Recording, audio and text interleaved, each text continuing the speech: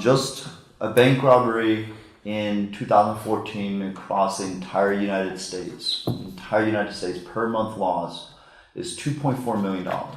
Right, for the entire United States. Those are guys going in with notes, guns, whatever, and stealing money from the banks. An average bank loss apparently is like less than $4,000 every time someone robs a bank. Cybercrime in Los Angeles territory, and these aren't big companies, they're small companies and individuals, $14.6 million a month.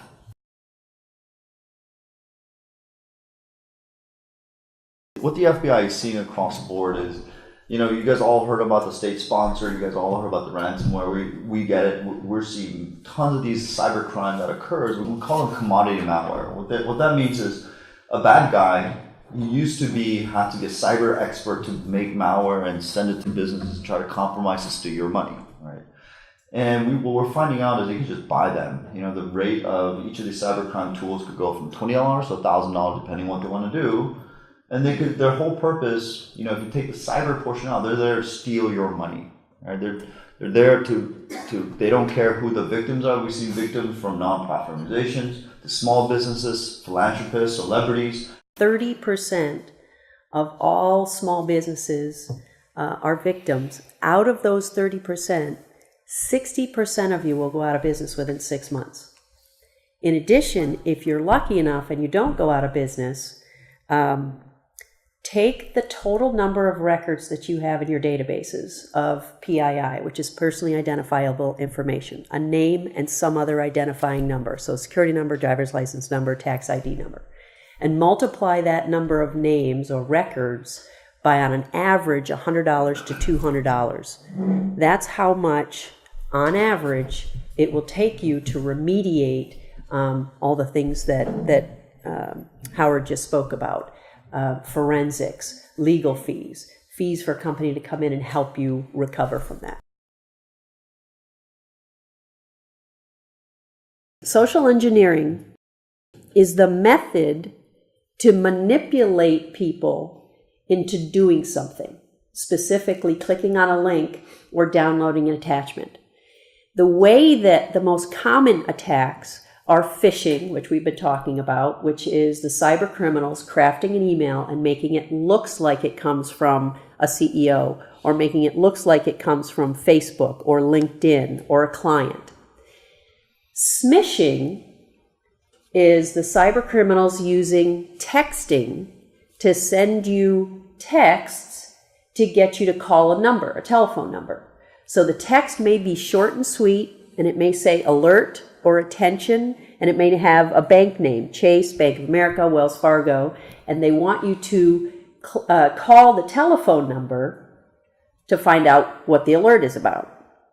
Spear phishing is the cyber criminals targeting a specific industry, which right now the retail industry or the real estate industry is a hot target, or they target a specific company or someone within a company, like a CEO sending an email to somebody. And finally, another type of social engineering is vishing. And this is what I call old school. The cyber criminals are picking up the phone and they're calling voice phones, landlines, cell phones. I've received 2 phone calls saying that the IRS has filed a lawsuit. Now, I have to say, being a human, the first couple seconds, it got me emotionally charged. I was like, uh-oh, did they not get my check last April when I sent my check out? So that's what the cyber criminals are trying to do, is get you emotional enough so that you will call those numbers or call the number of the IRS or click on those links and downloads. Ransomware, pretty much what it is they take a malware comes, you click on a link or you go to a website, and you guys heard about this Presbyterian hospital was hit a couple months ago, and they paid $17,000, right? Because what that means is, if you take the cyber portion out, it's holding your customer data or your data hostage until you pay the money over digital currency. And they have found a way to remain so anonymous that it's almost impossible for us to track you down.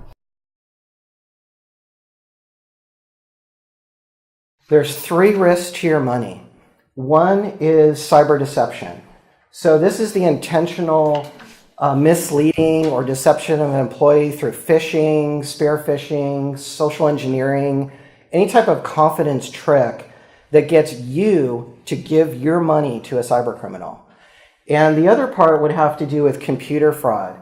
So it's the use of any computer to transfer money out of your bank account, or a fraudulent instruction to a bank that causes money to be transferred out of your account, or you send an instruction to a bank, it winds up getting altered, and then money gets transferred out of your account. The question becomes, what if it's a failure of the customer's security?